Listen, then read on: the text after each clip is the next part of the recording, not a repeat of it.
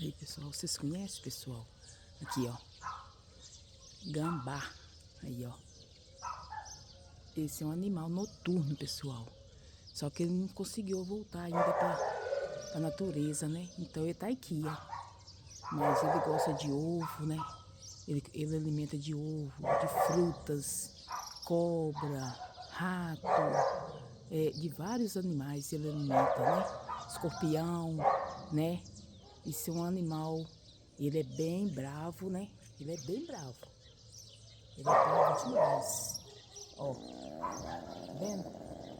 Ele é bravo e ele é noturno. Gosta muito de frutas. E dizem nos comentários, pessoal, se vocês conhecem, tá bom? E deixa nos comentários se vocês conhecem gambá. Ó, o povo vai acabando com a natureza e eles vão vir para as casas das pessoas, tá vendo? Caçar alimentos. Ó.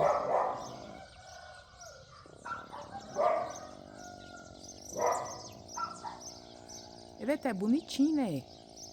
Ó. Parece um esquilo, um rato, um ratinho. Ó. Esse já é um gambá mais velho, né? Não é gambá novo, não. Aí, ó. É bonitinho ele. Ele é enorme, ele é bem grandão. Olha que tá o rabo dele aqui, ó. Ó, tá vendo? Ele é bem grande. Grande, grande mesmo.